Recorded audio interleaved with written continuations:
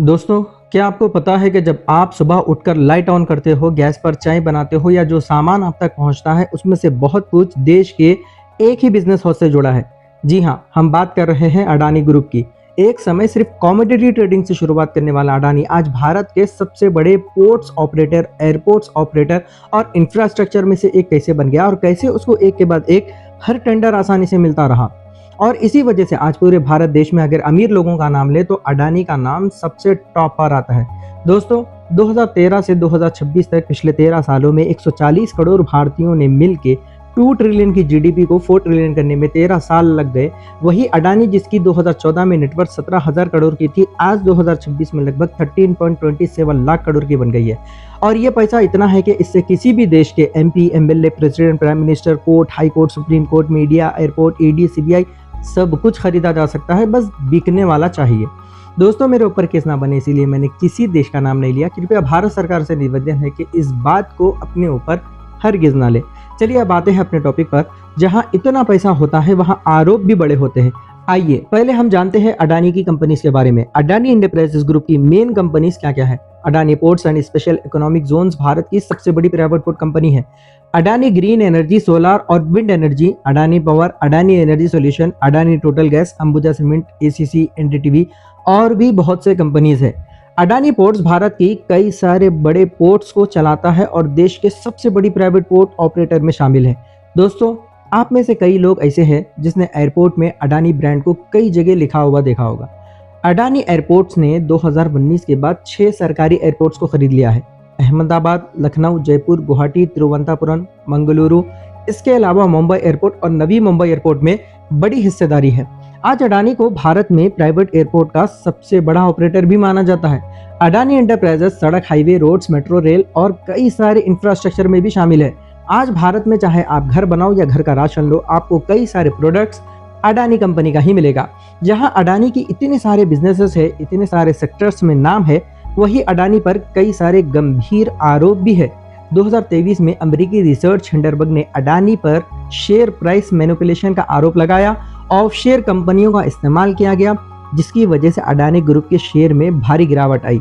कुछ ही दिनों में अरबों डॉलर की मार्केट वैल्यू खत्म हो गई। दुनिया भर की मीडिया में सिर्फ एक ही नाम चर्चा में था, अडानी। ये मामला इतना बड़ा था कि इसकी चर्चा संसद तक में होने लगी। विपक्ष ने जेपीसी की मांग की, सेबी ने भी जांच शुरू की। और जैसे कि आपको पता है, अडानी कोई मामूली इंसान तो है नहीं, वो ठहरा मोदी जी का परम मित्र। अब जब परम मित्र ही पीएम हो तो फिर सेबी और जेपीसी की जांच का फैसला क्या ही होगा, ये तो सबको पता ही है। आज अडानी ग्रुप भारत के सबसे प्रभावशाली समूह में से एक है। पोर्ट से लेकर एयरपोर्ट तक, सोलर प्लांट से लेकर पावर पार्क तक, सीमेंट से लेकर डेटा सेंटर तक, हर जगह अडानी की मौजूदगी नजर आती है। जहां भारत की इकोनॉमी को 140 करोड़ लोग मिलकर ट्रिलियन तक पहुंचाने में सालों लग जाते हैं, वहीं अडानी सिर्फ चंद सालों में मिलियन से बिलियन तक पहुंच जाता है। तब जाकर ये सवाल उठना तो लाजमी है कि आखिर इतना पैसा और इतनी ज्यादा तरक्की कुछ ही सालों में कैसे मुमकिन हो सकती है। Gautam Adani, a great favorite of Mr. Narendra Modi, his net worth increased by 750%. And Adani in the international ranking, when Modi came to power, Mr. Adani was 609 number in the world. In 2022, he became number 2. Can you believe it? दोस्तों, कई बार ऐसा हुआ है कि हमारे मोदी जी के हस्तक्षेप के बाद या उनके विजिट करने के फौरी बाद अडानी को कॉन्ट्रैक्ट्स मिलने शुरू हो जाते हैं, या फिर जो उनके कॉन्ट्रैक्ट्स पर बैन होता है वो बैन ही हट जाता है। और ऐसा एक बार नहीं, कई बार हुआ है। दोस्तों, आरोप यूं ही नहीं लगते। भारत में सीबी, ईडीआई के नाम पर जब भी किसी कंपनी में रेड होती है तो उसके बाद वो कंपनी अडानी के नाम हो जाती है। उदाहरण के लिए आप ये 5 कंपनीज को ही देख लो। सीबीआई की रेड पड़ती है एनडीटीवी पर, उसके बाद अडानी ने एनडीटीवी को खरीद लिया। सीसीआई की रेट पड़ती है अंबुजा सीमेंट पर, उसके बाद अडानी ने अंबुजा सीमेंट को खरीद लिया। ईडी की रेट पड़ती है जीवीके पर, उसके बाद अडानी ने जीवीके मुंबई एयरपोर्ट को खरीद लिया। इनकम टैक्स की रेट पड़ती है क्विंट पर, उसके बाद अडानी ने क्विंट को खरीद लिया। सीबीआई ने रेट की नेल्लोर कृष्णापट्टनम पोर्ट पर, फिर अडानी ने उस पोर्ट को खरीद लिया। दोस्तों, ये कोई इत्तेफाक तो हो नहीं सकता कि जिस पर रेट पड़ी उसके बाद अडानी ने उसको बहुत ही आसानी से खरीद लिया। ये साफ साफ नजर आने वाला घोटाला है, मगर इस पर कोई बात करने तैयार नहीं और इस पर कोई चर्चा नहीं। इस देश की मीडिया को हिंदू मुसलमान करने के अलावा कोई भी मुद्दा जरूरी लगता ही नहीं है। आज भारतीय मीडिया सिर्फ देश में ही नहीं पूरी दुनिया में बदनाम है।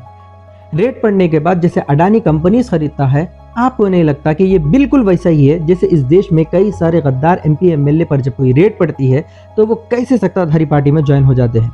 मैंने गद्दार शब्द इसलिए कहा कि जिस पार्टी के नाम पर टिकट लेते हैं, जिस पार्टी के नाम पर वोट लेते हैं, जिस पार्टी को पहले माँ जैसा सम्मान देते हैं, जब वो अपनी सत्ता बनाने में, हुकूमत बनाने में नाकाम हो जाती है तो उसको छोड़कर, उसके एहसान को भुलाकर, उससे गद्दारी करके अपनी जेब भरने के लिए दूसरी पार्टी में शामिल हो जाते हैं। जब इतिहास लिखा जाएगा तो इन सबको गद्दार ही कहा जाएगा। दोस्तों, अडानी को यूं टेंडर पर टेंडर मिलना, सारे पोर्ट्स और एयरपोर्ट्स यूं अडानी को दे देना, रेट के बाद अडानी का कंपनीज खरीदना बहुत कुछ बयान करता है। आपको क्या लगता है, अडानी के ऊपर जो आरोप है क्या वो सच है? कमेंट्स में अपनी राय जरूर बताएं।